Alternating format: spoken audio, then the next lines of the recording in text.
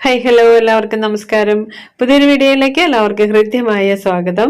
അപ്പോൾ ഇന്ന് നമ്മൾ വന്നിട്ടുള്ളത് വളരെ വിശേഷപ്പെട്ടൊരു റെസിപ്പി ആയിട്ടാണ്.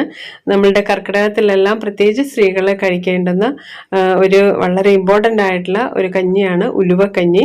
അതായത് മധുരക്കഞ്ഞി എന്ന് പറയും. അത്യാവശ്യം നല്ല മധുരവും നല്ല തേങ്ങാപ്പാലൊക്കെ ചേർത്തിട്ടാണ് ഇത് നമ്മൾ ഉണ്ടാക്കുന്നത്. അപ്പോൾ വളരെ ടേസ്റ്റിയാണ്, കൊച്ചുകുട്ടികൾക്ക് വരെ കഴിക്കാൻ പറ്റുന്ന ഒരു റെസിപ്പിയാണ്. വളരെ ഈസിയാണ് ഇത് ഉണ്ടാക്കാനായിട്ട്.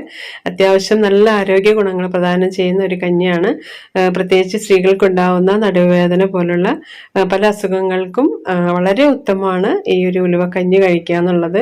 ഒരു 3 ദിവസം 5 ദിവസം 7 ദിവസമൊക്കെ നമ്മളത് കഴിക്കുകയാണെങ്കിൽ വളരെ നല്ലതാണ്. അപ്പോൾ വളരെ ഈസിയാണ് ഈ റെസിപ്പി ഉണ്ടാക്കാനായിട്ട്. അപ്പോൾ ഇതെങ്ങനെയാണ് ഉണ്ടാക്കണമെന്ന് നമുക്ക് നോക്കിയിട്ട് വരാം. അപ്പോൾ കഞ്ഞി ഉണ്ടാക്കുന്നതിന് വേണ്ടിയിട്ട് നമ്മളിവിടെ 4 ടേബിൾ സ്പൂൺ ഉണക്കലരി എടുത്തിട്ടുണ്ട്. പായസം വയ്ക്കുന്ന അരിയാണ്. ഇനി നമ്മൾ ഒരു 2 ടേബിൾ സ്പൂൺ ഉലുവ എടുത്തിട്ടുണ്ട്. അതൊരു 5-6 മണിക്കൂർ നന്നായിട്ട് വാഷ് ചെയ്ത് സോക്ക് ചെയ്യാൻ വെച്ചതാണ്. അത് കുക്കറിലേക്ക് ഇട്ട് കൊടുക്കാം.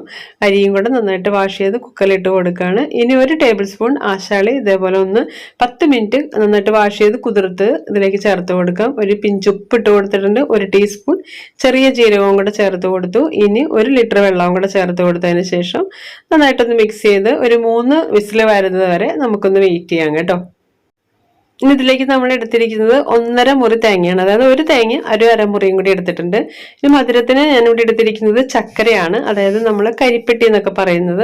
അതൊന്ന് മെൽറ്റ് ചെയ്തെടുക്കാൻ പോവാണ്. അപ്പം അതിന് വേണ്ടിയിട്ട് ഒരു 1/2 ലിറ്റർ വെള്ളം ചേർത്ത് കൊടുത്തിട്ടുണ്ട്. നന്നായിട്ട് മെൽറ്റ് ചെയ്ത് ഒന്ന് അരിച്ചെടുക്കുന്നുണ്ട് കേട്ടോ. അത് അരിച്ച് നമുക്കിത് മാറ്റി വെക്കാം.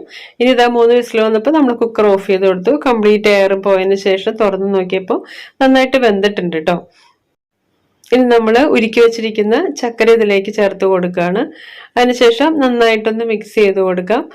നന്നായിട്ടൊന്ന് തിളച്ച് വന്ന് കഴിയുമ്പോൾ കുക്കർ അടച്ചിട്ട് 1 വിസിൽ വരുന്നത് വരെ നമുക്കൊന്ന് വെയിറ്റ് ചെയ്യണം കേട്ടോ.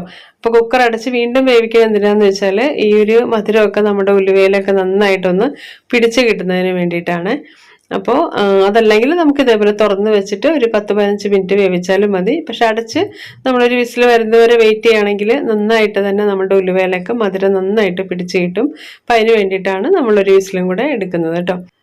അപ്പോൾ ഇതിപ്പോൾ അത്യാവശ്യം നന്നായിട്ട് മധുരമൊക്കെ പിടിച്ച് വന്നിട്ടുണ്ട്. അപ്പോൾ അതിലേക്ക് നമ്മൾ 1/2 ലിറ്റർ 2-ാം പാൽ ചേർത്ത് കൊടുക്കുകയാണ്. 1.5 മുറി തേങ്ങയിൽ നിന്ന് എടുത്ത് 1/2 ലിറ്റർ 1-ാം പാൽ ഇതിലേക്ക് ചേർത്ത് കൊടുക്കുകയാണ്. ഇപ്പോൾ അത്യാവശ്യം നല്ല ലൂസായിട്ടാണ് ഇരിക്കുന്നത്. ഇനി ഒരു 10 മിനിറ്റ് നന്നായിട്ടൊന്ന് തിളയ്ക്കണം.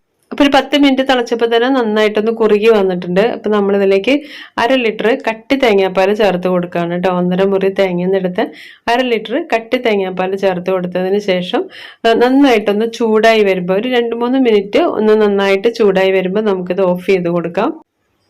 പിന്നെ നമ്മളിത് വാങ്ങി വെച്ചിട്ട് നമ്മൾക്ക് കുറച്ച് നെയ്യിൽ കുറച്ച് ഉള്ളിയൊക്കെ ഒന്ന് വറുത്തിടണം. അപ്പോൾ അതിന് വേണ്ടിയിട്ട് ഒരു ചീനിച്ചട്ടി അടുപ്പത്ത് വെച്ചു. 1 ടേബിൾ സ്പൂൺ നെയ്യ് ചേർത്ത് കൊടുത്തു. ഇനി അതിലേക്ക് ഒരു 3-4 പീസ് ചെറിയ ഉള്ളി നന്നായിട്ടൊന്ന് സ്ലൈസ് ചെയ്തിട്ട് കൊടുത്തിട്ടുണ്ട്. ഇനി ഇത് നല്ല ബ്രൗൺ ഷെയ്ഡ് ആവണം കേട്ടോ. ചെറിയ തീയിൽ നന്നായിട്ടൊന്ന് മൊരിഞ്ഞ് വരണം. അത് ഇപ്പം നന്നായിട്ട് മൊരിഞ്ഞ് വന്നിട്ടുണ്ട്. ഇനി നമ്മളിത് കഞ്ഞിയിലേക്ക് ചേർത്ത് കൊടുക്കുകയാണ് കേട്ടോ. അപ്പോൾ ഒരു നെയ്യിൻ്റെ വാസനയും നല്ല ഉള്ളി മൊരിയുന്ന വാസനയൊക്കെ നല്ലൊരു ടേസ്റ്റാണ് നമുക്ക് ഇപ്പോഴേ കിട്ടുന്നത്. അപ്പം ഇത് ഇട്ട് കൊടുത്തതിന് ശേഷം നന്നായിട്ടൊന്ന് മിക്സ് ചെയ്ത് കൊടുത്തിട്ട് ഒരു 5 മിനിറ്റ് ഒന്ന് അടച്ചു വെക്കണം കേട്ടോ. അപ്പം ഇപ്പം നമുക്ക് തോന്നും ഇത് കുറച്ച് ലൂസ് കൺസിസ്റ്റൻസി ആണെന്ന്. പക്ഷേ ഇത് കറക്റ്റ് കൺസിസ്റ്റൻസി ആവും. ഇത് കണ്ടോ, നല്ല അടിപൊളിയായിട്ട് വന്നിട്ടുണ്ട്. നല്ല ടേസ്റ്റ് ഉണ്ട് കേട്ടോ കഴിക്കാനായിട്ട്. ഒരു തരി പോലും കയ്പില്ല. വളരെ ടേസ്റ്റിയാണ്. കുട്ടികൾക്ക് വരെ കഴിക്കാവുന്നതാണ്. അപ്പം നിങ്ങൾ ഒരു പ്രാവശ്യമെങ്കിലും ഇതൊന്ന് ട്രൈ ചെയ്ത് നോക്കണം കേട്ടോ. അപ്പം ഞാനിതൊരു ഫോട്ടോ എടുക്കാനുള്ള പർപ്പസിന് വേണ്ടിയിട്ട് ഒരു ചെറിയ ഉരുളിയിലേക്ക് മാറ്റി കൊടുക്കുകയാണ് ചെയ്യണേ. അപ്പോൾ ഈ ഒരു വീഡിയോ എല്ലാവർക്കും ഇഷ്ടമായെന്ന് വിചാരിക്കുകയാണ്. ഇഷ്ടമായാൽ ലൈക്ക് ചെയ്യാനും ഷെയർ ചെയ്യാനും സബ്സ്ക്രൈബ് ചെയ്യാനും മറക്കരുത് കേട്ടോ. അപ്പോൾ പുതിയൊരു വീഡിയോ ആയിട്ട് കാണുന്നവരെ എല്ലാവർക്കും ബൈ ബൈ.